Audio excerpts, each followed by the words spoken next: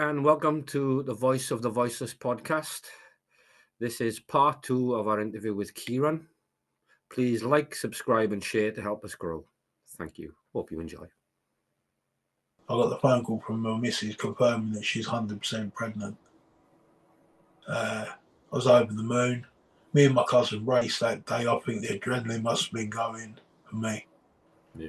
And I ended up having a bad accident. I broke both my arms. The same day as I got told I was going to be a dad. Really? Ended up with a bleed on my brain, having a seizure on the floor. Really? Air ambulance on Eastbourne Beach, waiting to airlift me to hospital. Woke up after an hour and a half having seizures on the floor to my cousin talking to me. I didn't even know who my cousin was. So that's 2019. Well, after I broke both my arms, I come back to London.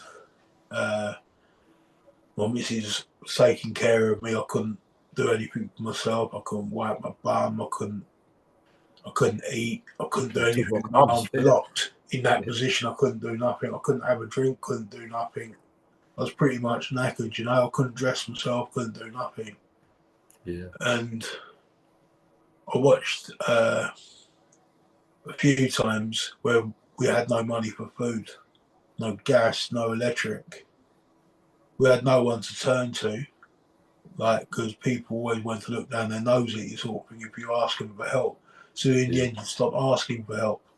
But I'm now dealing with a pregnant lady, early stages of pregnancy, with the worry in my head that basically something's going to go wrong with my child because my missus is not getting the nutrition that she needs, So obviously I had all them worries and all that.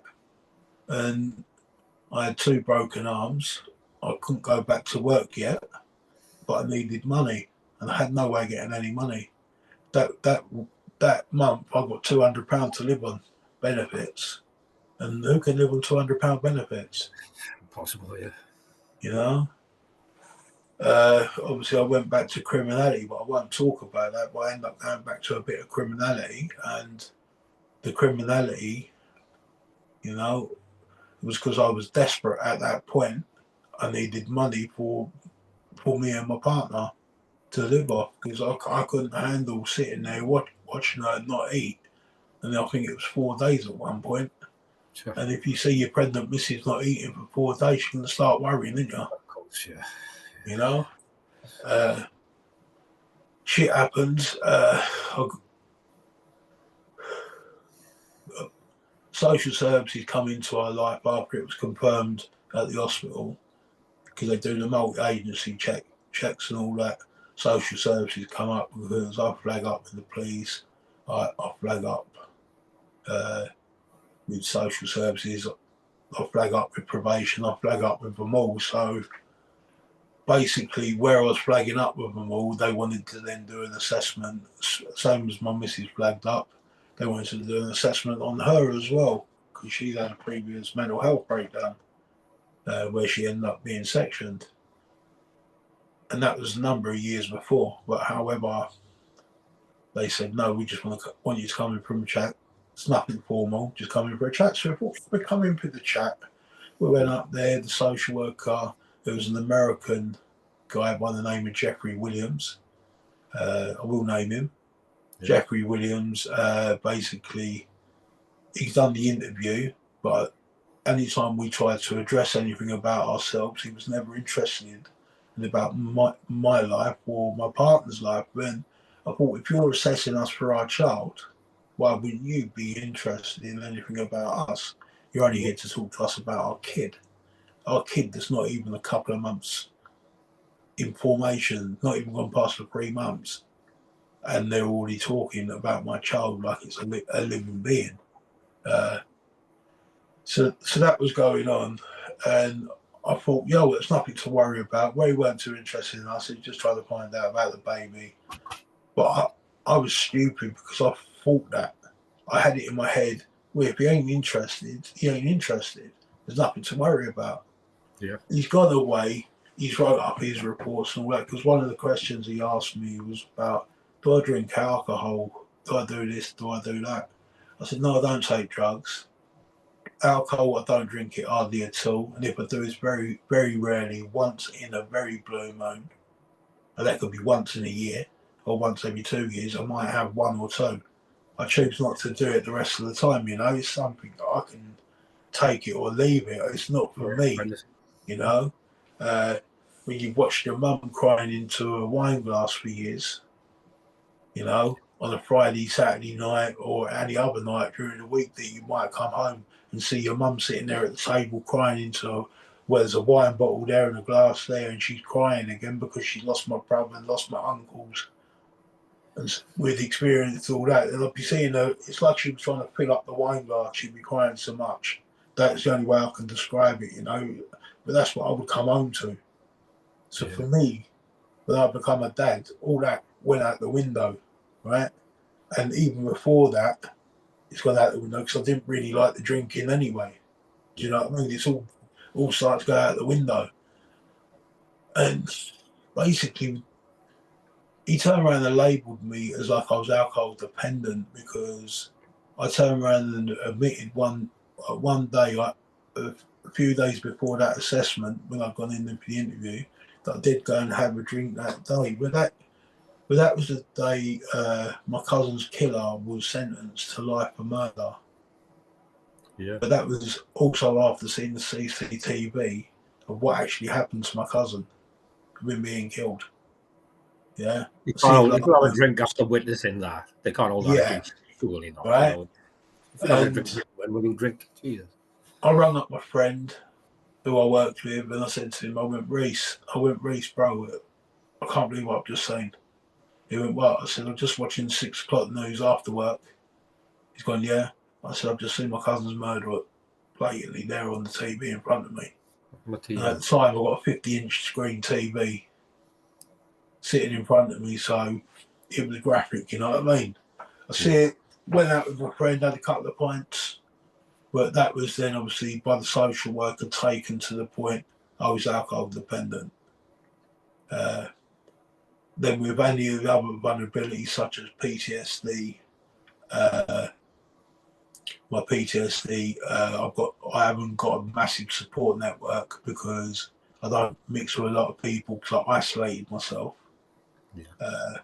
Basically, them little things there they picked up on, and they basically put it in their child protection assessment. So basically, in their child protection assessment that he was doing, is all this stuff's all put in there. But there was so much stuff that I felt it was like it was written about somebody else. Yes. It's like when you've got a story that had little bits to it, they change a little bit of it. They might miss a word out here and there, and it's a completely different thing. That's the kind of thing that they've done in my case. But I didn't know all this. He come to my house and he said, Dad, how's Dad feel about this? How's Dad feel about that? And I said, hold on a minute, are you calling me Dad? I said, I remember saying to him, are you calling me Dad? Right? I said, I'm a bit uncomfortable with you calling me Dad. The social worker calling me Dad. I haven't even got my own head around it at that point that I'm about to be a dad. But I've got a social worker when my missus is about 4 months pregnant in my house saying, how does Dad feel about this and how does Dad feel about that? And he said, what has Dad done to prepare for the birth and all that? So I took him to my wardrobe and I showed him top to bottom, everything, doubled up, thermometers, bottles, anything you could think of, nappies up to a year old. My partner's only 4 months pregnant at this point. More on top of it. Well, I was proactive, mate, you know what I mean? I did not want to be in the same position I was a couple of months before when I had the broken arms and my missus was going without food. I didn't want to be in that position. I wanted to be prepared. I'd started to prepare, to get everything ready for our little bundle of joy to come into this world, That social worker kept referring to me as Dad. And then he dropped the bombshell that that day in question was the day that he was leaving that local authority. He was leaving the local authority And basically, the social worker leaving the local authority, moving on to another job, he said closer to his home. So I thought nothing of it. The next day, the reports came. Mine and my missus is one that had so many inconsistencies, yeah, mistakes, Yeah. and blatant lies written into our reports. Yeah. To the point it was shocking. Yeah. So basically, that he'd come to the house and said he was leaving and all that. And the next day, the reports were served on us.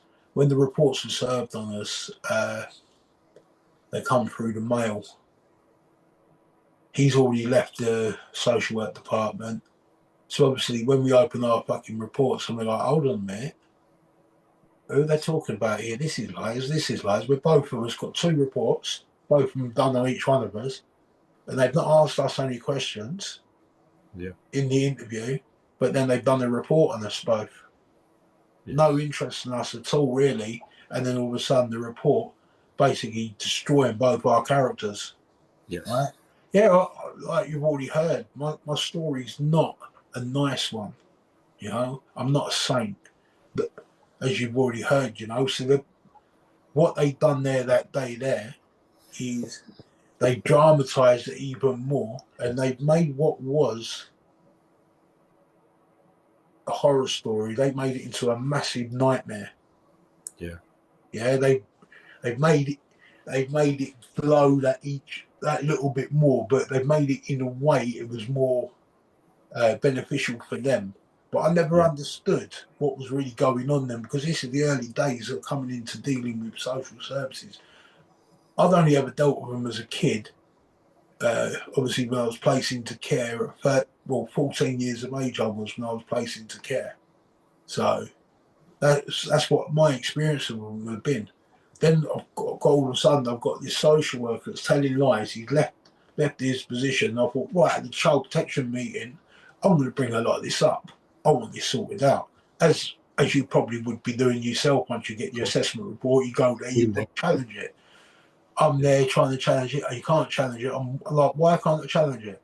Okay. He's not here anymore. He's moved local authority, so he can't answer your questions. Kieran, that's a tactic I think they use. Yeah, I know. Only him can redact that from the paperwork and all that, if there's any inconsistencies and all that. So anyway, that happened. Basically, that happened. The report served on me. Went to the child protection meeting. I've never seen that American guy again, but I've been following him all around the country. Okay. Every 3 to 6 months, he moves local authority. Really? Yeah, it's very suspicious when you find somebody that's moved around multiple local. Do you think he turns up a family, writes a bad report, and then moves on to another family? And maybe yes, that's what I believe he was doing. I believe that many of them do that, actually. Yeah, basically, it caused a load of problems, and I couldn't challenge that. And it also causes a lot of problems at home as well. You know, like a home relationship. She's about to give birth. We've got them breathing down our neck, and we're in the position there, and we're thinking, hold on a minute, in the next couple of weeks, because they said, because I was living in sheltered housing, which nobody under the age of 18 could live in, because it's just the government rule to do with the building. My child wouldn't be able to come and live there, so my child would have to go into a foster placement unless we could find the premises to move into. It just put us under so much pressure,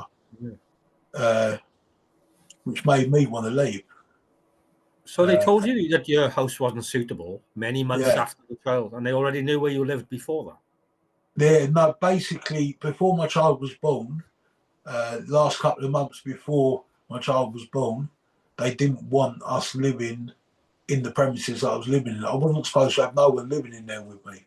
I was breaching my tenancy, but I'm living in a 1-bedroom flat, and I've got a partner, and I want my partner to be living with me. So, what? Because the rules are you're not supposed to have anyone in your 1-bedroom flat with you, but you're in a flat on the council estate. It's a council again. Yeah, it was just another bit of control, you know. And it got to the point in the end I just got up and left because it was getting too much. I thought I wasn't, because of the way my life had been up until that point. I thought when it comes to the case and all that, if we can't have no police getting called out to the house if there's an argument at the house. We was worried about all these kind of things all the time because all these things would have gone straight in for direct removal at birth. So it just put us under a lot of pressure, you know. I ended up leaving home, and I ended up going to stay up in Scotland for a period of time. And as you know, lockdowns kicked in, and when the lockdowns kicked in, basically you couldn't travel. But what I didn't know, what was actually going on, which I do know now, since I've come back, and I got back with my partner. What I found out when I come back, because I found out when I come back that she'd lost the case with my child to the social services, and obviously I started to dig into it, trying to understand why she'd lost. Yeah. You know, I really wanted to know because I couldn't understand it all. You know what I mean? She'd lost, and so I put a challenge in to take it back into court, and I took them back into court and had them tied up for another year.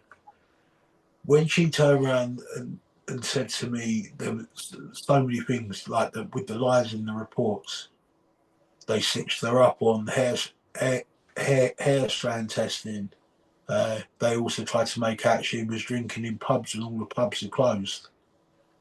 She wasn't even allowed out the foster placement, bro. But they wrote up a story that holds weight for them in the family court to go for removal of my child. So when I took them to court, and then I hadn't touched cocaine or nothing since 2019, since before finding out that my partner was pregnant with my child, right? I hadn't touched it. Yeah. So why in 2022 am I getting hair strand tested and they're finding cocaine in my system? I've heard that a number of times. Yeah. Right? I was crying my eyes out. I'm like, what on earth is going on here? Right? My legal team was saying, but if you admit to it, we can work with it. If you don't admit to it, we can't work with it. And I'm like, what about if I haven't done it? Yeah. And I think you lot fit me up. Yeah? Oh, no, that's not the case. That can't be the case and all that. Well, I know it is the case because I'm dealing with, obviously, as time's gone on, I've got to meet a lot of people and I've met whistleblowers from drug agencies. You start to meet people, you know what I mean? And you're like, you're all trying to make out you're all above board and all that. But the fact is, every one of you are demonic. Yeah? You're demonic because you're all only interested in the money you're getting off the back of a child, right? But it took me to start studying by going onto Facebook. That's when it really opened my eyes up because I went onto Facebook and I started looking at basically anti-social worker groups, you know, like Enforced Adoption, We Hate Social Workers, all different groups there was at that point, right? Save Our Children Worldwide was around. There was loads of different groups at that point where it was happening. So I've gone on to these groups and I started looking at the stuff and I'm seeing so many people in the same position that I found myself in and my partner found herself in. And I couldn't believe it, you know what I mean? So finding out the stuff that I found out, I knew what we was up against because it's corruption, and I wanted to understand what the corruption was really about. And so I started looking into what do they gain out of lying? What's their incentive? That's the big reality of it. It's like that's the question mark. Everyone's going to say when you say, how can somebody tell us it's sick lies to kidnap a child from a loving family? Lie, right? So I started looking at the bigger picture and I started thinking, right, how much money is there involved? And then I found out at the point it was £32,500 at that point. This is 5 years ago. £32,500 for an interagency fee. It's now £37,000. Yeah, Yeah. that's for one single child to be transported from one placement to another. They'll get the £37,000 now, but at the time it was £32,500. And I thought to myself, I was scratching my head, I'm thinking, what, every little child, is that all that is to somebody? A big lump of money like that? Is that what that's about? Is that what they looked at my child as? Because my child never see a social worker. Because of the lockdowns and that, my child never see a social worker. It was all sign-offs on bits of paper. No visits. It was just sign-off. So my daughter was a piece of paperwork to them. You know? And them lies they've told about you and your partner is all to tick little boxes to show to a judge, look, we've ticked all the boxes you need to take this child away from this loving family. And they say, and the social workers say, it's not my fault the child was removed, it was down to the judge. But no, it's the report that they put in with so many small things missing that need to be added. Like with myself, they asked for a psychological assessment. The social work department didn't want to do an assessment on me, a parental assessment. They were refusing. When I come back from Scotland, they weren't to refuse it because, as far as they were concerned, my daughter was already gone for adoption. They tried that, but I dragged their asses back into court. They tried to make me have DNA tests to prove I was the father. They tried every little trick in the book to make the case collapse, right, before taking it to a final hearing. Then we went to a final hearing after an independent social worker suggested that I needed to have a psychological assessment. I agreed to it. I thought, you know what, I'm in a better place now than I've ever been. I'm focused. I've got my head screwed on. I couldn't be in a better position to have my child back. That's the way my brain was thinking at that point. The psychologist agreed with me. Yeah. He wrote me a glowing report, and his name was Dr. Mann. He wrote me a glowing report, and you know what? The most truthful report that they had from their side.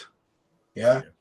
This guy wrote the report, said how I come across, how I'm a kind person, how I have been down the wrong path, and how I'm actually on a very positive one, and the only way I could end up on the negative path again is if something bad was to happen.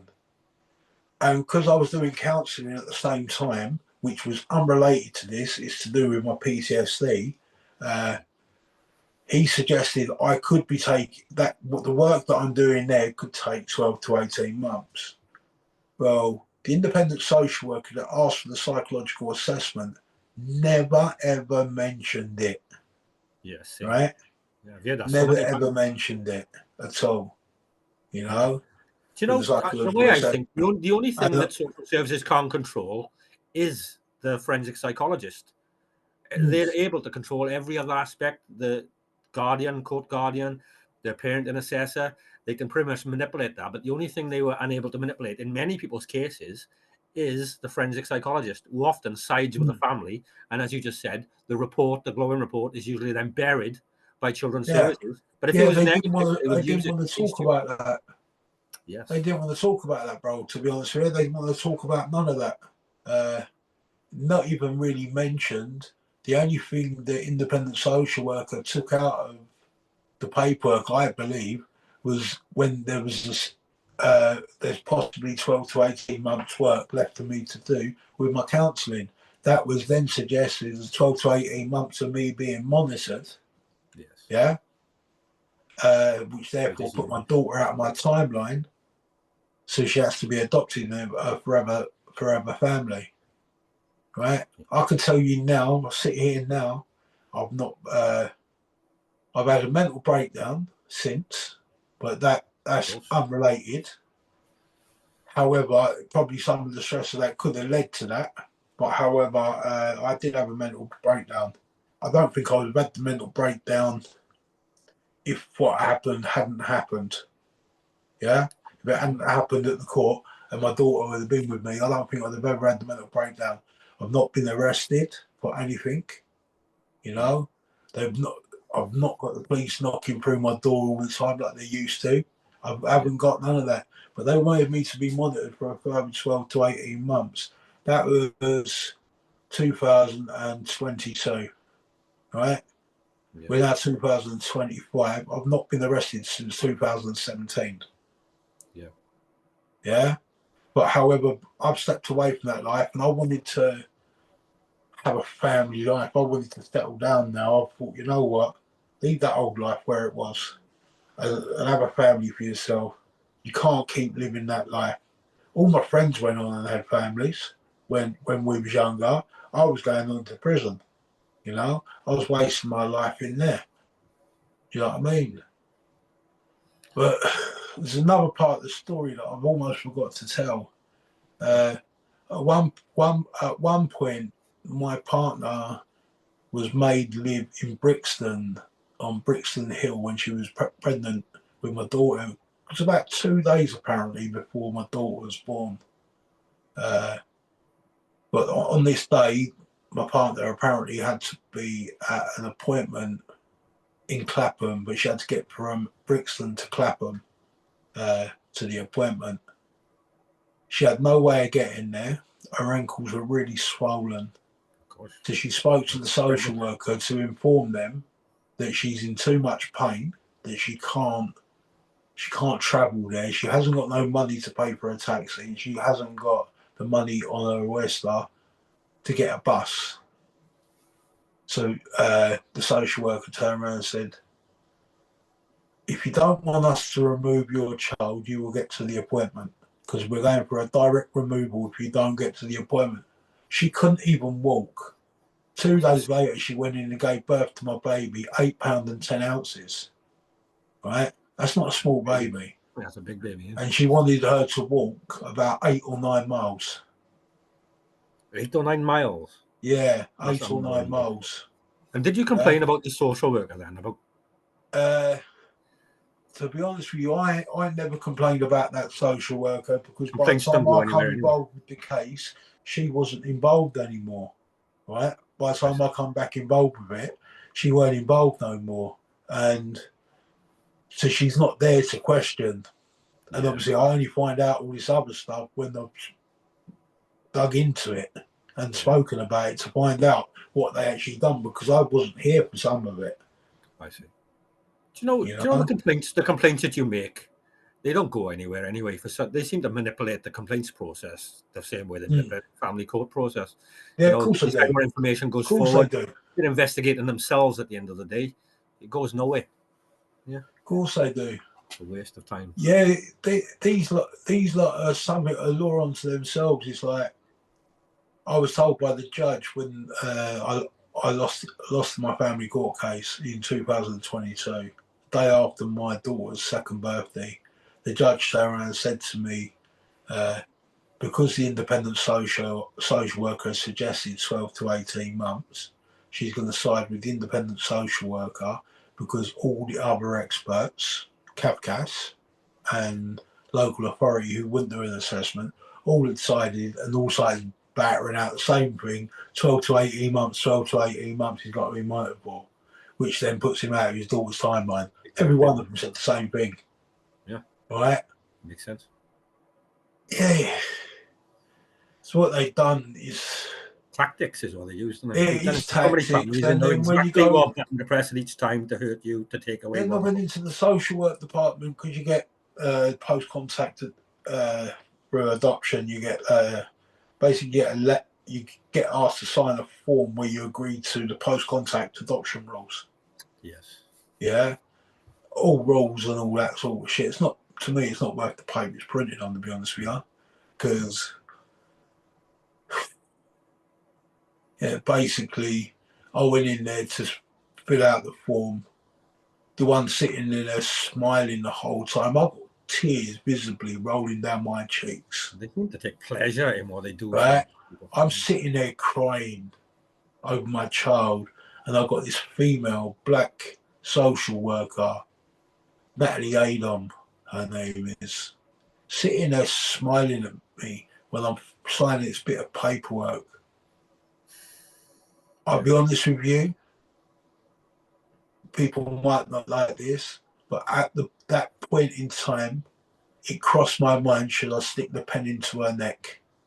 Yeah, it crossed my mind Anger, because I was angry, I was upset, I've just lost my child, and then I've got the one in front of me thinking she can smile about it. Yeah. I was seeing red. You know, I got out of there quick, bro, because I thought, you know what, it's not worth getting nicked and having someone else write up a horror story about you, you know? That's the Basically, truth of it. So, the person who's told lies to kidnap your child away, and you never see your child again. You know, the anger that instills in you when you know that they're lying on that level. It's really hard to keep you cool. Just not to say something really bad. You know, you're only human. I dream about things and think about things. Yeah, I got away from them. I had to. Of course, I had to get away from them, bro, because it's too much, bro. It's like you could do things then you're gonna later on regret. You know, all because of moment's anger. You can easy go wrong for you. It can easily go wrong for them as well. You know. Yeah. But obviously, while this has all gone on, and I became a children's campaigner a good few years ago, but that only come from when I was trying to understand. Remember, I said to you I joined Facebook, and when I joined Facebook, I was looking on the Facebook groups. I found people like myself, like yourself, like many other parents that I've spoken to, and all in the same position. And I'm seeing so many people saying my kid has been stolen, this child's been stolen, that child's been stolen. And I said, hold on a minute, who's standing up for all these people? I said, you know what, I'm going to organise something and start standing up for all these people because you don't hear enough about it. People are too quiet with it. I don't know what happens. It takes a strong person to say something. Do you know, I know people, right? Big, you know, muscular blokes had things to happen. You think they'd be the people to speak up? Half of these people are crying in the corner, you know, like little babies sucking their thumb. They're so you know, they made us feel so hopeless. It's hard to speak up, and it takes a lot of courage to do what you were doing there right now. You know, I would say only 10% of people would actually, you know, have the balls and courage to actually come on and say the truth. You know, warts and all, you know, you're not sugarcoating anything you've done in your past. You're laying it all on the table, But what's important is children's services behaviour around your children. Of course. And it's like, what do they get out of it? See this journey, Kevin. I've met so many people. I've met survivors from the care system where things have happened to them in care. I've met people that have been physically abused, sexually abused in the care system. I also know about children that are currently in the care system that have been sexually abused in the care system. And social work teams have covered it up and tried to say it was consensual. I think I told you the other day when I spoke to you about something. There was a fella whose daughter was taken in on the deprivation of liberty order. I got told about this through one of our mutual friends. His daughter was taken in and placed into foster care on deprivation of liberty order. In other words, she's vulnerable and she's suffering with bulimia. Well, apparently, this is what I've been told. Social worker's got 2 adult sons, and there's this young 15-year-old girl with bulimia in the house. Well, one of the adult foster parent sons, one of them tried it on with her. She pushed him away. He took no for an answer, right? She's 15 and he was an adult. But she pushed him away. Shouldn't have happened, right? But luckily, at that point, he walked away. However, the other brother tried it on with her. And when he tried it on with her, when she tried to push him away, he pushed her down and raped her. She claimed he raped her to the social services, and social services have turned around and said she's made it up because she's trying to get off her order. Yeah, she say apparently she consented to it and everything like that. I'll be honest with you, the man's an adult. Yeah. The man's an adult, right? Even if he's trying to say it's consensual, she's a kid. Exactly. Should, Children's services, when they make a mistake, they'll try and find the easiest way out for themselves, which doesn't get to themselves cover in it up. trouble. Yeah, and they'll blame victims. They'll say that girl was About raped damage with actual, limitation. consented to sex when you can't even consent at that age, in my opinion. Yeah. In the law. Damage limitation. Yes, exactly that. Yeah. Obviously, that's led on to me digging into so many different things. Like I've been to a place called the Keys Group in the Midlands, up in Birmingham. Hell's Owen, I think it is. I know, yeah. Up that kind of way. Went up to the Keys Group up there. We went there and approached them because we knew at that time, this is my early days of campaigning, we found out about a child that was being held as a prisoner but being taken and moved around caravans, farms, all different places. She was being moved around. Her mum was online at one point. She was being supported by a lot of people. And it was called the Help Kelly campaign. I don't know if you ever heard of it. No, I don't know. They showed on the farm, showed a farm with a load of razor wire around the farm and all that. It's in Wales, where this girl was being kept. But that's led on to me finding out about children coming out of care with nowhere to live, being given a tent and getting told to sleep in parks. These are kids that these lot have taken off of people. If you can give me the name of the lady later, maybe we can get her on the channel and maybe she can talk about some of that, because that is absolutely shocking, isn't it? Yeah, it's unreal. There's a lot that's unreal, mate. It's a lot of shock, It's like, I don't know if you've ever spoken to a guy called Alan Merritt. No, I've heard the name actually. Yeah, Alan Merritt is a beach home survivor. If you ever heard his story, I'd advise you get him on the show. Okay. Put it this way, when I've heard him tell his story, I've had sunglasses on, and that's hiding the tears that's coming down my cheeks. Because what happened to him, another innocent kid in care, this shouldn't be happening to the kids when they're taken in care, you know what I mean? It's like Sefton Council recently, they give a freedom of information. They've done a freedom of information request. Somebody done that to Sefton Council, and they asked a list of questions. But in that list of questions was of how many children was taken into care. Give the yearly amount over the 10 years, right? 2014 to 2024. They've given all the amounts up to 200 kids in that local authority, right? Do you know when they ask the question about sexual abuse to them kids, most years, 98% of the kids that have been taken into care have claimed they've been sexually abused in the care system of them years. Yeah. So 98 out of 100 children taken into care by Sefton Council claimed that they are up abused. To 200 kids being taken in. I know 1 year I looked at, it was 164 children taken into care. Yeah. 2023 to 2024. There was 164 children taken into care, right? It's something like 159 of them have been sexually abused in that year. That's a national scandal. That should be on BBC News right now. That's current now. And you know what's interesting? You mentioned every year's the same there. That's one local authority. Yeah, no, can we concentrate on that local authority a second? Do you know that local authority? I would love to know what the rest of the local authorities are saying on them same questions, or what the statistics are of them local authorities, because it's going to paint a massive picture. Do you think that they're all similar to that council? Well, I'm already in the process of starting something at the moment, where we're going to start hitting them in with freedom of information requests, all the different local authorities. I have a template ready to go. I haven't started on it yet because I've been very busy.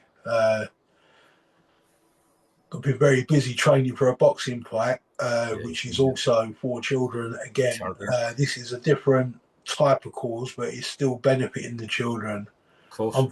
I'm fighting for Children with Cancer UK. That's who I'm fighting for. Excellent. I'm doing a WC, like white collar boxing event where I'll be getting in the ring, and basically whatever happens in the ring happens in the ring. But getting in the ring, basically raising money for charity for kids, for Children with Have you Cancer got a UK. have you got a date? Have you got a date yet? So That's on the 28th of March. The tickets are actually up on sale now.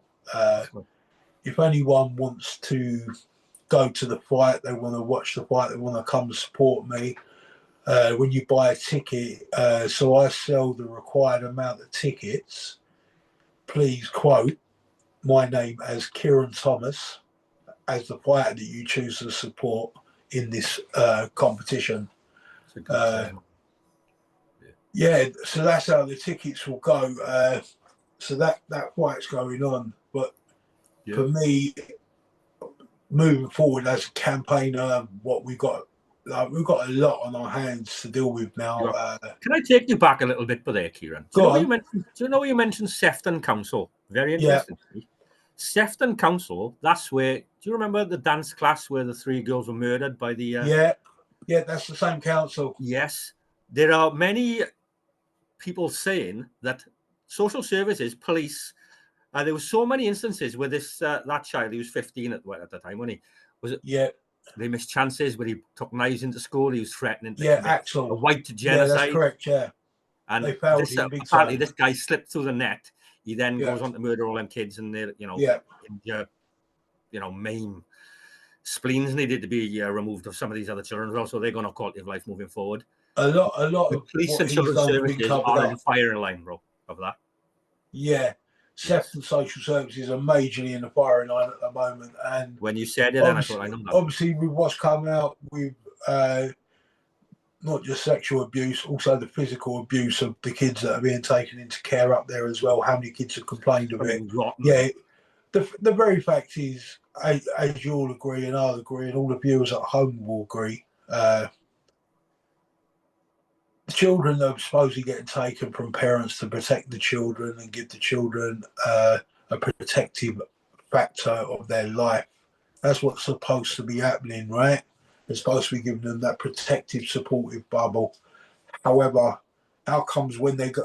My big question is then to social services, how is it the fact that you remove children for their own protection, that none of these children have faced any type of abuse before coming into care? Within the first year of them coming into care, up to 98% of them are getting abused. That's sexual abuse. Fucking possible. Yeah, how is that possible? It's how is that possible? Are they taking these children to be abused? Because what them figures would suggest that is the case. Do you know what? God only knows the answer to that question. I can't honestly That's a good idea. Get the other freedom of information requests about the other councils. That's what I believe should be done. I do have a template, but my template's got one of the local authorities near me. My plan was to create a multitude of templates of all different local authorities near me and send them all off. I haven't had the time to do it. My day off of training will be Friday. So that's the day I get off, and I'll have to sit there with the laptop, and I'll just be doing control, copy, paste, all the different local authorities, send them all off, all with a freedom of information request. I want to see how truthful the rest will be, and also what the statistics are. Yeah. You know? Do you think the other local authorities would be as honest as the other authority? Because I'm surprised you've got that information. We weren't expecting Sefton to be as honest as that either. Yeah, that's blown me away. But especially not at this, with everything that's going on with them as well. You know, in relation to Axel, what he's done. Yes. So you would think Sefton local authority would have done that.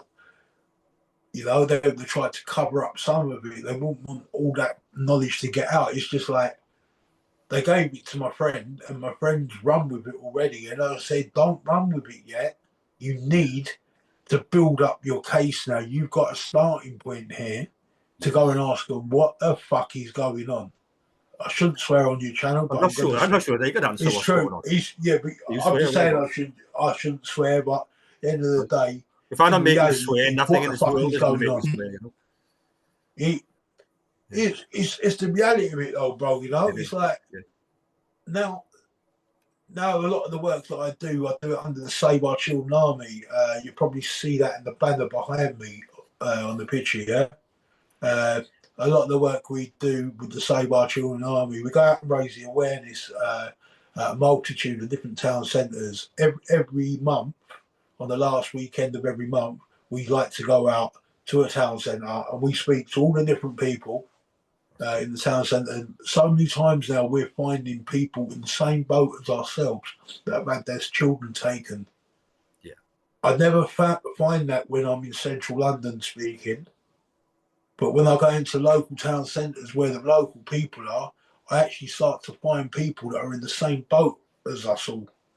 And they're all claiming the same thing. A social worker has lied and destroyed their family. Do you know there's another thing I wanted to say as well? Do you know that Britain is the same population as France, but Britain takes in 4 times as many children into care as France? So there's some kind of disparity there for a similar, modern country. Yeah. Taking in 4 times as more. Yeah, there's something very rotten within this country. Well, if you look at all the people that own the adoption agencies and the fostering agencies, when I say all the people, I've got near enough half the network sewn up by 3 people that own it. Really? Okay. One of them owns 46 private adoption and fostering agencies. His name is Jonathan David Clark. Okay. You have a Joanna August, who also goes by the name of Joe August. She has 26 companies of private adoption and fostering agencies. A can of worms, yeah. Right. Them 2 work together on a multitude of companies, right? Then you've got another guy that goes by the name of Harrison Clark, Secretarial. Yeah. Harrison Clark, Secretarial, and Jonathan David Clark and Joanna August all run a company called Polaris Children's Services. Polaris Children's Services, right? Remember that. It's in Malvern Way, Worcestershire. Well, Harrison Clark, do you know who Harrison Clark is? Harrison Clark is a solicitor's firm that's run by a geezer called David Soaz. That's his name. We've done so much research into him. We've found his location is in Greenwich, where he's got an office. However, he's a partner of Polaris Children's Services, which then is the hub address for the other 50 private adoption agencies that they have running from this one address. So all these agencies, why is there a solicitor? Hold on. Why is there a solicitor running with his fingers in the pies for the main hub address of where all these businesses are registered to? Why does he own the main business that's there where all these other businesses are running from? He's like a silent partner to everything. Yeah. Yeah. That's very strange. To have 48 different companies as well in one person's name, and these are adoption companies. Are these people linked to the council in any kind of job position? Or? Right. One of them used to work for Yates County Council as a social worker. The other one's based in Milton Keynes. Joanna August is based in Milton Keynes. Jonathan David Clark, he's got a flat down in the Lanes in Brighton. Okay. Right? That's where the jewellery quarters are and right down in Brighton. That's basically where he's got a flat down there. I got the information because somebody that I do bits of work with online, he done a bit of research and they gave us loads of research on them. But obviously the Harrison Clark Secretarial led us back to a massive solicitors company that deal with all types of law, including family law, civil law. What a surprise. Corporate law, and also they deal with criminal law as well. But why as a CEO, is it written down as Harrison Clark when that's the company that they got running as a solicitor's firm? Why has he done it as Harrison Clark Secretarial, written the name as Harrison Clark Secretarial, and not use his real name as a CEO for the main hub address? I look into that with suspicion, to be honest with you, because for me, why would you hide that if you're all legal and above board? Exactly. Right? This needs to be investigated by. Yeah, we were in the process of doing it, but there's only so much a small number of us can do, you know. And like we're not the FBI. We're not at that kind of level of investigation. We can get something, we know something, but the very fact is, doing something with it is very hard work. But people often say I there's no money thought, right? in taking people's kids. Yeah, but right, I always thought this, right? The police would hear something which is a crime, and then it'd be their duty to I've just investigate. pointed out there's 3 people, right, that are obviously making a hell of a lot of money, because otherwise, why would they be in control of so much? Of course. 40 different. That's near enough half the private adoption and fostering network. Really? In Wales, Scotland, Northern Ireland, they got control over everything. 3 people. Who are these people linked to then? Do we know? You know, you said ex-social worker. Are they linked to people in government, or how are they getting away with it? Do you know what? Without knowing 100%, it'd be wrong to say, but possibly Freemasonry.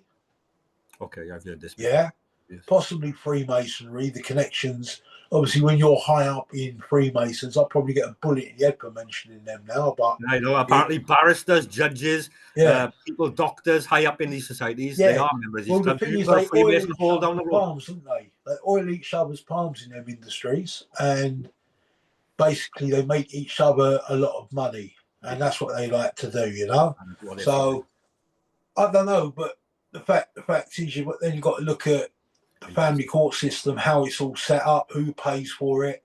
Well, the local authority, the ones that are taking, say they was taking you to court with your family for your kids, the local authority is the one that would do that, right? So when they go for a court, the local authority pays for the court. The local authority pays for all their experts and witnesses. Local authority pays for everything, right, to take you to a court. So it's not really a court, it's a council meeting room. It is that, yes. Yeah, it's a council meeting room. It's not a court, right? It's a paid-for room. It's a rented-out room, so it can be heard that day, right? There's no real court. There's no real law. Fiction stands up in the family court, right? People can slander you in the family court, or they can tell lies about you in the family court. They can get away with it, right? You can't question. They don't get prosecuted for it. Even when the social worker gets caught out lying. I know about a case in Portsmouth. My case. This case in Portsmouth, if you was to type into Google, right? If you had a Google in front of you now, type in onto Google, social worker lies in court, right? Hampshire. It will show 2 social workers from Southampton, a female and a male. The males are senior, the females are less ranking social worker. The less ranking social worker had written the report that supported 5 children to be returned home to their families, right? One family, right? 5 of them back to the home. The report was promoting it, and the only option would be to be giving the children back. Senior social worker wasn't happy with that. He convinced her to change her report. Yeah, happens all the time, I bet. Yeah, convinced her to change her report. Then 5 children were taken in on the basis of lies. Yes. It's since been proven that the social workers, this is actually in the newspapers, so I'm not making this up, people at home. It's since been proven that the social worker had pressure put onto her to change the report, right? And it's since been proven there was lies put into the report to manipulate the report into social work's favour, so it's favourable for the children to be removed. Because those 5 children, there's a lot of money to be made. right? That's about time, sugar. Yeah. Them children then have all been placed for adoption, okay? Because they've all been placed for adoption, and they're now in their placements. Them children couldn't be returned home, even though it was proved to be lies. Really? Right? That is in black and white. It happened in Portsmouth Court. Two Southampton social workers who then, while the case was going on, they gave up their post at Southampton Social Services and they moved across the Solent onto the Isle of Wight. So no And restrictions now, against them. They just moved to another authority. they're now still working as social workers on the Isle of Wight. Never been sacked, even though been proved to be lying to remove people's children. 5 kids, and they've still got their job. Do you know why they couldn't be sacked? Go on. Because they'd left the local authority that they was working in, and it was only that council that could sack them, not the new council they'd gone to work for. Right? That's unbelievable. But couldn't the It's council, the new council, unbelievable. they've just joined, look at their past and say, look, this is against your record. We won't even employ you because you've been caught out lying. You'd think they want the most honest, upstanding people to be a social worker that they can find. Not these bunch of, I was going to swear myself then. Yeah. You know. Yeah, it's crazy, Kev, mate. And trust me, the more I dig into stuff, the more I'm finding It's a rabbit hole, isn't it? Yeah. And the thing is, what fuels me is what they've done to my family. It's like, you know, I can't stop coming for them now. Same, I owe it to my little girl because my little girl's now being robbed of her family. Yes. We might have been robbed of my little girl, but she's been robbed of what she should grow up knowing. You know, she's got a brother and sister, right?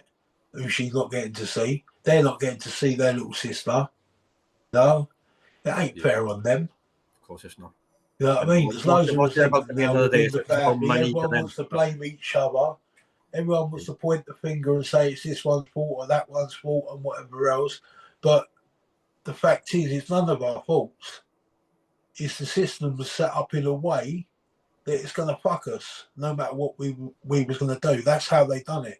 Do you think it's the system, or do you think it's the people who are in the system manipulating? I think it's the people running the system that are ruled by greed. I think the laws are there to protect children, to remove children when they're in danger. As long as everybody within the system is honest and above board, it should run smoothly. But if money involved in it. Yeah, but that's if you're working in a just system. If you're getting told for your local authority, like my local authority, I use an example. They might get told to remove 200 kids in a year. Right? Yeah. That's what the government would send them down. But them to get their pay performance related bonus or their performance related pay, which is the way they disguise it sometimes on their job adverts, right? Okay. For them to get that in December, which is a £3,000 cash-free payment, £3,000 cash-free payment. And this is a performance. They normally get that end of November into the beginning of December, just in time of Christmas. It's cash tax-free. That's what they get on top of their wages. Once they reach a quota, right? That's £3,000. £3,000. A quota, like if you worked in Tesco's, you've got to sell 200 apples before you're in a profit. Yeah, and then you start earning commission. So they've got to take 10 children and then they're in profit, and that works the same way, you say? Yeah, well, basically, if they've got a number of 200 kids to remove and they hit that number that they've been told to remove, because the supply chains need them with the adoption agencies. Yes. Yeah, then they'll get their £3,000 payment, right? Well, they'll get their £3,000 payment just before Christmas, tax-free. So the senior social workers are putting pressure on the lower ranking social workers to get them results because they want the quotas to reach their goals so they can all get their money. They don't get £3,000, the senior ones. Go on. So much. They're getting six to 10,000 on top of their wages, right? That's the one I was dealing with me, senior social worker. Yeah. He's got £6,000 for that, right? Them ways. Yeah. But you're talking the £3,000 for children's services worker, they get £3,000. You know, an adult social worker, for their work, they're getting £1,500 extra on their thing as a pay performance related bonus, right?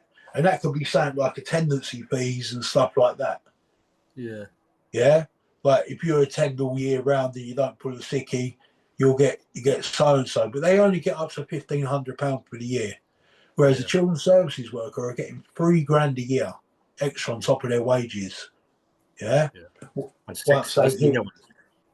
Once they hit the pay performance related bonus zone and eligible for it, it's Kieran, what about the managers and the service managers then? Would they get more bonuses on? They get more money. That's why the practitioner? more higher up they are, the more pressure they're putting on the less ranking social workers. And that's why the less ranking social workers get moved around so much. Yeah. Yeah. Because they go up the ladder very quick. Yes. Yeah. They do. They not only get their bonuses, they get promotion as well. Yeah. You know? But the more you dig into it, bro, the more it really shocks the system. Well, you've blown me away a couple of times here now, Kieran, to be honest. I've been around crooks all my life, and I've never come across something like this before in my life. Yeah. You know? And the thing is... You know what? Some people, you've got to be in there. You've got to have lost things to these people and understand what these people are to even open up that can of worms and start saying, yeah, you are capable of this behaviour and you are capable of that behaviour because I've actually witnessed you doing them behaviours. So anything's on the table to what these people can actually do to children, in my opinion. Well, it's like I always say, right? End of the day, a social worker's job is primarily to protect children, putting children first. If that is the case, why does it take lies to remove somebody's child? Exactly. Why do they need to lie? And then from the moment you tell a lie, you've crossed the road from actually being the protector for that child. You've actually become the child abuser.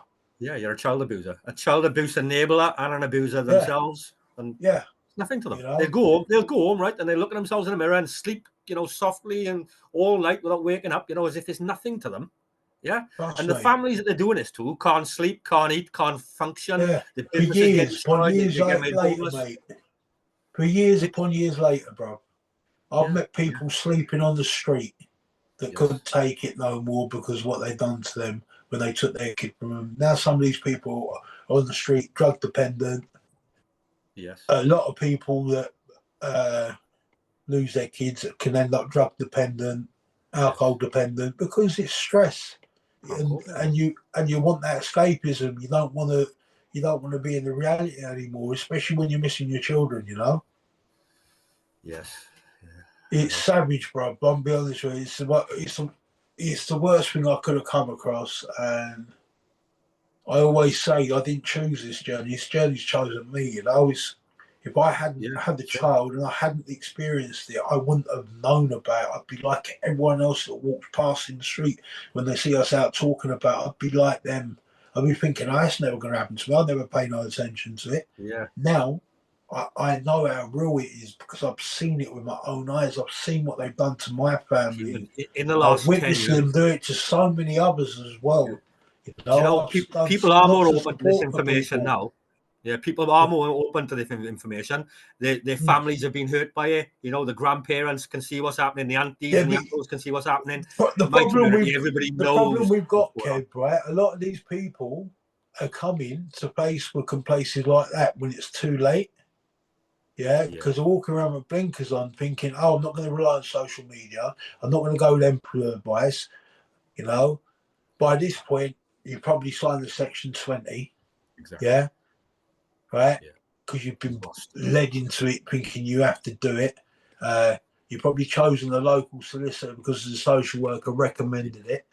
You got it. Do you understand what I'm trying to say? Yeah. That's all these little things. Until you go through it, you don't realise a lot of these things, the way they set you up to fail. They do. My recommendation for anyone at home is, if you do come up into family court, do not get a family solicitor from your local area or one that works within your local catchment area. 100%. The reason being is, when you get one from your local area, they're usually in an office with this. Remember what I said about the family court is actually an office. So get out your head, it's a court. It's not a court at all. It is an office, right? So bear in mind they all meet in the office, whether it's in the family court or whether it's in the dining hall afterwards. They all meet as friends. Yeah, they're all in each other's pockets. They probably go to each other's house for barbecues. Maybe Bear in mind, it's their work environment. We all worked in work environments where we they become deal with pals each with other. people, and we go around people's houses, weddings. We go to all sorts. That's the environment they're in. But that environment, the only people that accept social workers is social workers. Yeah. Yeah, you don't see every Tom, Dick, and Harry having the social worker in the house, especially when you've got children. Whether you know the social worker or not, you won't want them in your house. Yeah. Yeah, because especially you've got children, because you think, hold on a minute, somebody's looking at me. You could be the most best parent in the world, do everything right, and you'll still be frightened of them. And you got every right to be frightened of the social worker because they're looking at your child as a prize. Yeah, that's it. Yeah, that's all it is. Your child's a prize to them. Do you know some of these people that I know have had their children taken? If they could sit there, right, and think, I've made this mistake and that mistake, what's been put in front of that family court judge is the truth, and I agree with it, and maybe I should deserve to lose my child based on that. But it's not that way. No. As you say, these things put in front of a judge are a load of lies. It leaves a parent sitting there thinking, you've kidnapped my child over a load of lies. A lot of these people get violent, with members of the police, members of children's services. They put it on the news as, none of the background information. Just look at this scumbag assaulting a police officer, assaulting a social worker, not realizing what the social worker's done to that person's family. Involves physical assault, sexual abuse. Yeah, this is why we're trying to force them now to wear body cameras. It's a good idea, bro. Yeah, we're pushing the body camera motive on them, and it's for their benefit as well as our benefit as well. For our protection. Obviously, I'm aware when the social worker comes to dealing with parents that are scared, there's a chance that anything can happen to a social worker because the frightened parent will do anything to protect their child.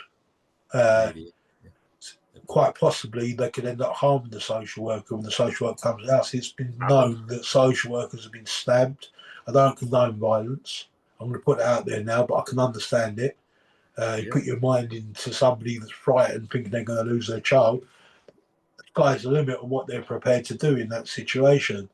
So one of the ways we're moving forward, because we know it's more beneficial for parents, especially the first timers dealing with a social worker, that don't know what the laws are and whatever else, and they get misled. Yeah. If it's on a body camera, they've got something they can go back to. It's evidence of what that first conversation is. Excellent idea. Yeah. And so it works on the benefit for parents, but also I'm looking at it as a benefit for the social workers, because the social workers do get harmed. People do try and kill social workers. At the end of the day, I'm not going to say every single social worker that works on the front line for doing social work is a bad egg. However, there's too many that are bad eggs that are giving the good ones a bad name, right? Yeah. I'm not standing here shouting social workers. That's not me. I think it's the people higher up the chains that are the problem. What I'm trying to point out is, if you get a decent, good moral social worker that won't be part of the corruption, that's only there to protect kids, that's a social worker I'd support. I have not. I've had 15 and never met one. Yeah.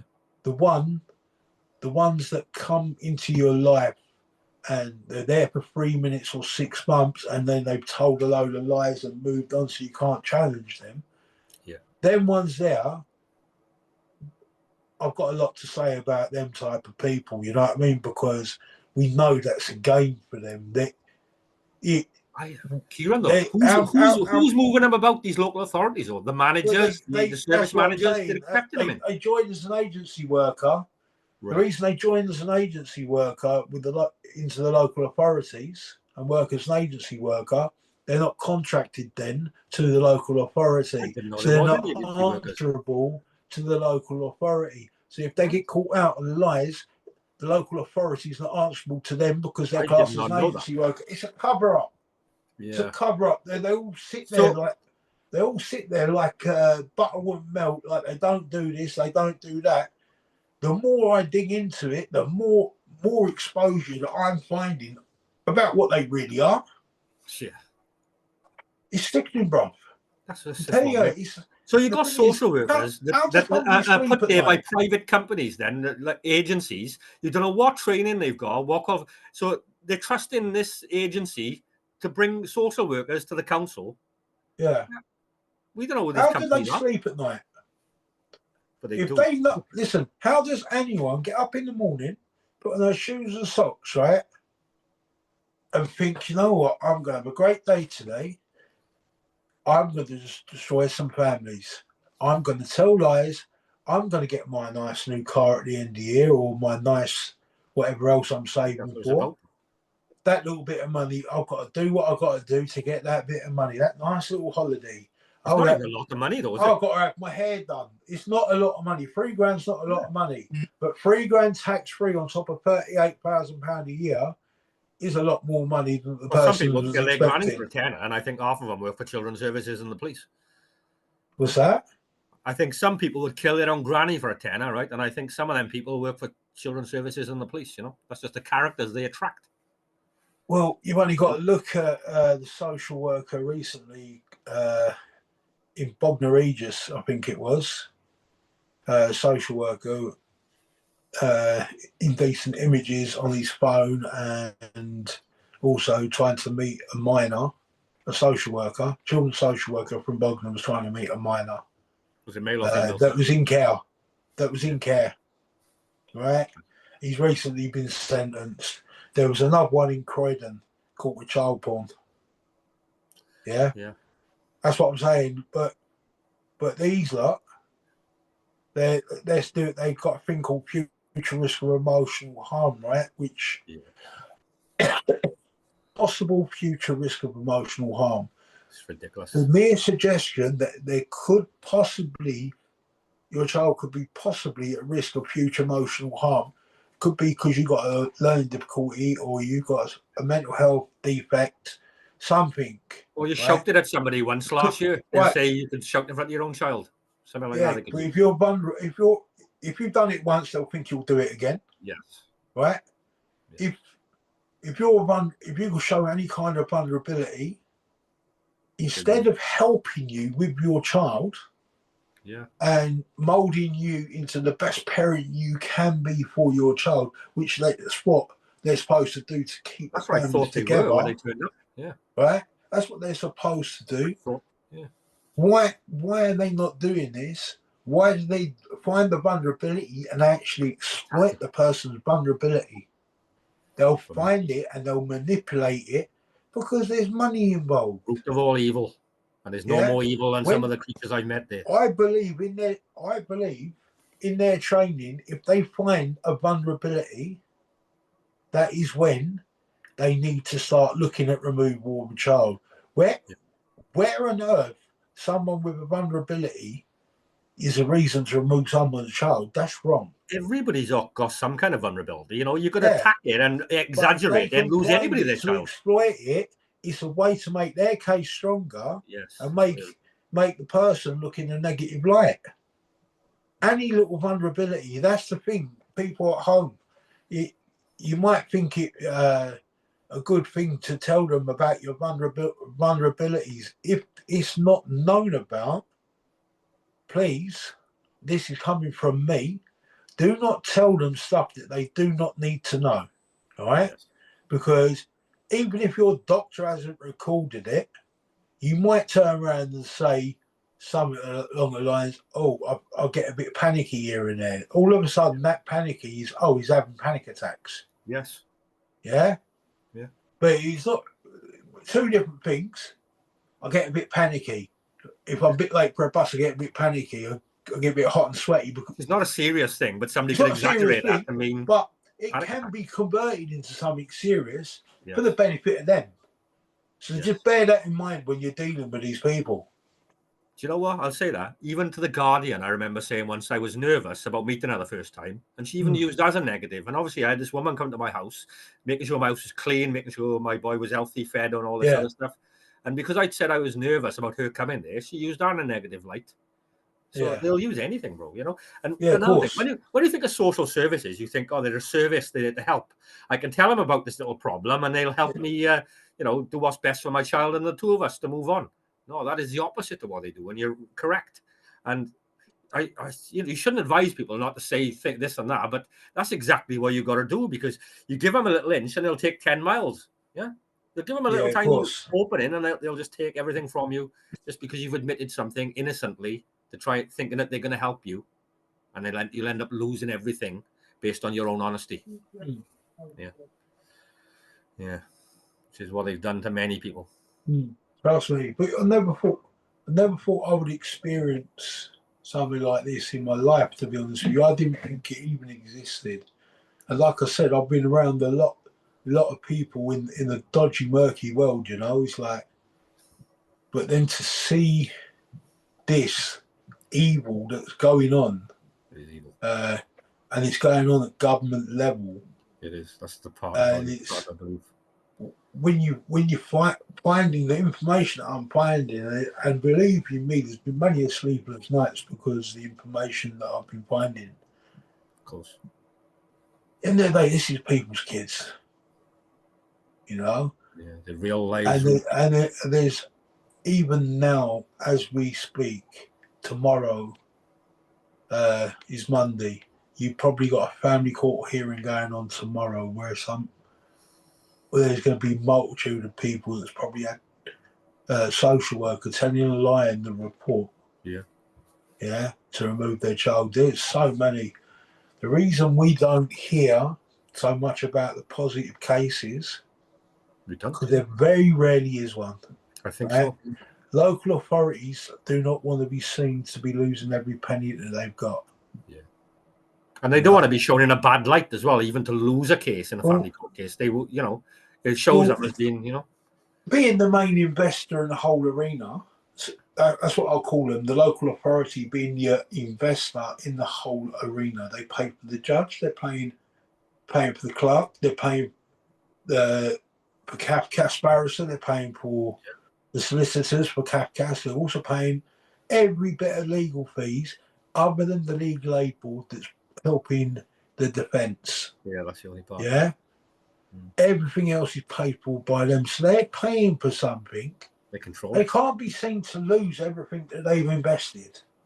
They've got a profit at the end of it. Do you agree with this? Do you know a way to stop this, right? Do you know it's a very serious thing to take somebody's child? The same way as if you're going to go to prison for over a couple of years, you'd have a jury, right?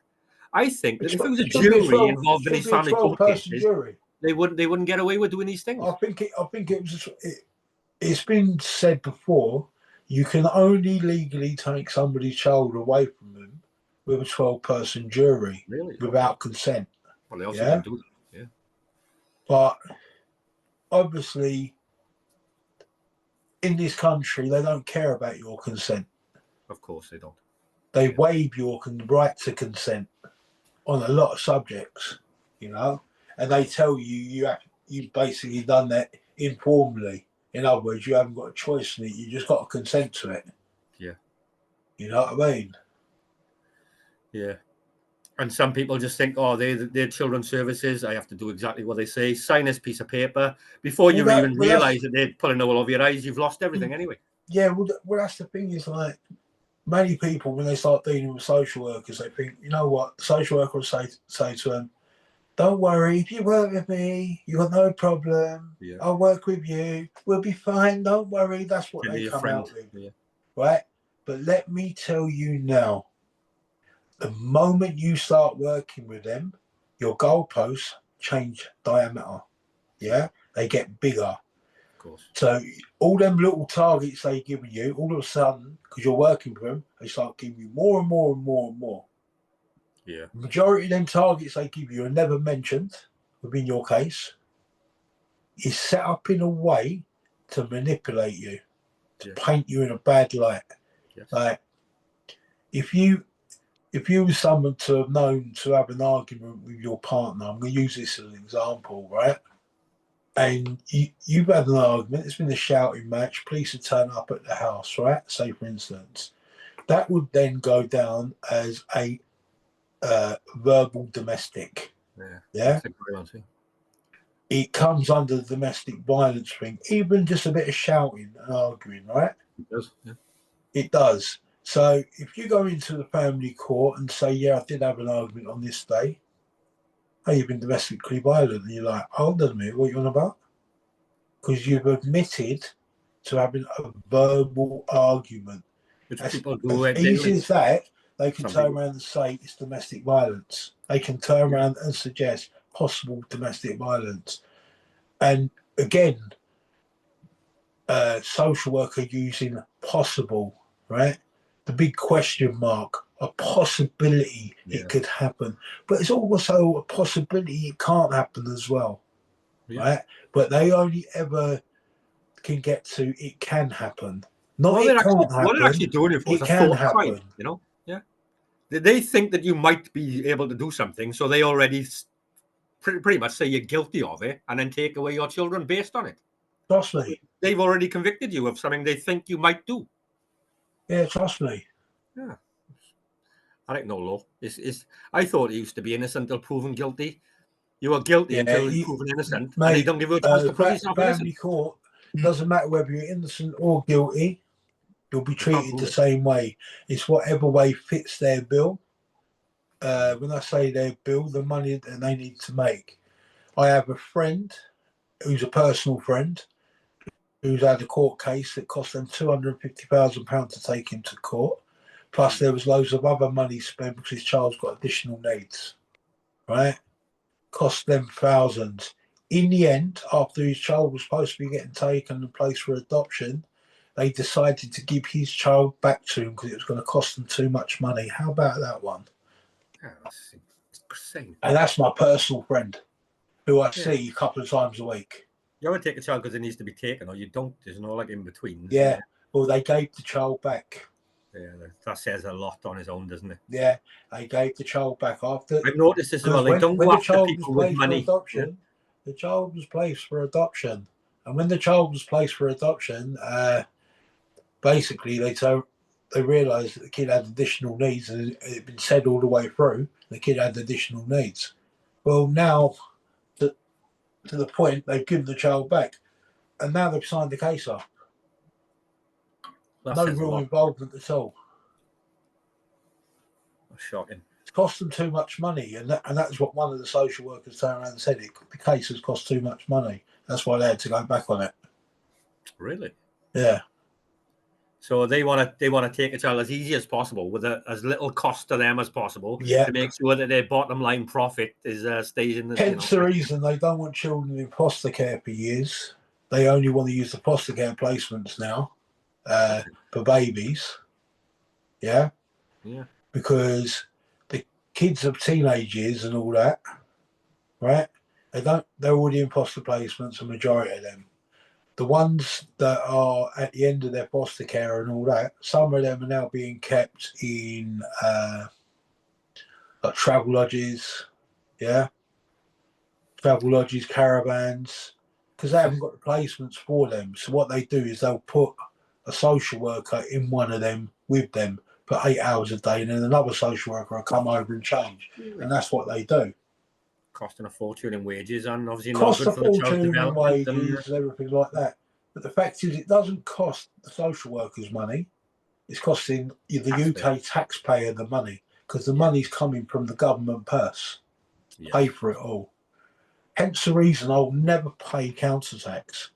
Yeah, because I'm not funding a system that's taking children. I'm not supporting the system that is telling lies to destroy lives. Yeah, can't do it.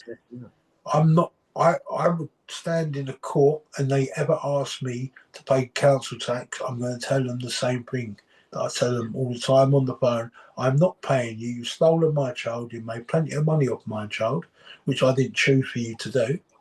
So I'm therefore not paying you no money. I'm not supporting the system that's set up to destroy people. Yeah. And they're using your money to do it. Yeah, you've actually paid them to destroy your family. They're using every person at home that will be watching this, his money, to basically destroy lives. So everyone that pays their council tax are helping the local authorities traffic children through children's services to private adoption agencies that many social workers have set up. Yeah, seems that way. Yeah, because it's all money. It's greed. I'm telling you, I didn't realise that there was so much money in it, and it's the greed that's fueling it. Otherwise, why would they be opening up adoption agencies and fostering agencies, as Exactly. well as working as social workers? Why would people do this? Well, they say that money makes the world go round, right? Nothing happens without money. Money's the root of all evil. Follow the trail of money, and you follow the trail of money and everything. Straight to them people who own them adopting agencies, straight to these corrupt social workers with their bonuses. That's Yeah, exactly why this stuff is happening. exactly. Yeah. Exactly, bro. Yeah, yeah. Kieran, have you got anything else you want to add, or because it's No, been I haven't got long one, nothing else I want to add right now, but I'll possibly come back on at another stage and have another chat at another You date. come back No on, yeah, problem brilliant. at all. I want to say this as well, Kieran. Since I met you, but it's been a complete pleasure meeting you, right? You inspire me, right? It's to see the work you've done, listen to your life story and see how strong you are now. I wish more people were like you, bro. And if more people were like you, children's services wouldn't be getting away with this stuff. I know it for a fact. We need more people like you, and well done with all the They're things out there, bro. We just got to find them, you know. I would say lions, but you'd say dragons, you know what I mean? Yeah. We need an army. We need an army of Englishmen, You know? Welshmen, Scottishmen, and women, Listen, right? All together in unison. we're all human beings, mate. I do not care what part of the world you're from or nothing, you know. If it's affecting your children, it's affecting every single one of us. Of course. Yeah. Hey, I'll come down here. I told you the next time that you are doing a protest in London, I'll come down here and stand shoulder to shoulder with you boys, and say my piece as well. Well, the next one's on the 1st of March, and that's going to be in Crawley Town Centre. Okay, which is down near Gatwick Airport. It's down that kind of way. Yeah. That's where our next demonstration's lined up for. It's Crawley Town Centre. Funny enough, I've had a message while we've been doing this, and I've got to make that go live tonight as well. So, there we go. Excellent. Yeah. Good advertising. Yeah. That's good. How many people do you expect to have at these protests? Then Mate, do you know what? Sometimes we can get 20. I've had 50 before. To be honest with you, it'd be nice if the numbers start to come out. We're trying to build the army at the moment. Can you imagine 1,000 people outside some of these offices? As the summer months come on, you'll get more people coming out. Yeah. At the moment, we're getting people coming out in the cold, and some of them are quite old, so they can't stay out for too long. Don't expect them to. Anyone that's putting their health at risk to come out and do what we do, I don't advise it if you're putting your health at risk. But if you're showing that you're a soldier and you still want to come out and show support, by all means, I'll support you as well. But obviously, always put your health first before coming out. Of course. And other people as well, other people who might still have their children, you know, they might not want to speak up too much and might want to make too much noise. Yeah, there is plenty that are frightened because they've got their kids. They don't talk about what's happened. Yeah, true. But I know from speaking to yourself that you're able to interview these people as well, and you'll be able to black out their faces. That's the good part. If you can do that, by all means, I think you'll probably get other people coming forward talking as well. Because all them stories are valuable. I don't mind putting my face on camera because I want them to know it's me coming for them. Yeah, it's personal. Yeah. But some people, I understand, they got a lot to lose if they want to come on anonymously. As long as the information's out there and it has enough impact to maybe make some changes or, you know, make some people listen, anybody's welcome on, you know, to say, you know, whatever they want about their experiences. Yeah, of course. Of course. Of course, mate. Yeah. Well, Kieran, I think we'll end it there, bro. As you said, we'll have you back in maybe a few weeks or something like that when you've got your freedom of information requests back, for example. And exactly. Maybe I'll come back on. We'll have a chat about that. You know, you never know. And you can tell us how you got off on your boxing as well. Look, and if you've got another fight lined up. I'll tell you how the boxing goes on. I don't mind coming back on to talk about it. I don't even mind coming on to talk about that journey either. I don't mind that at all.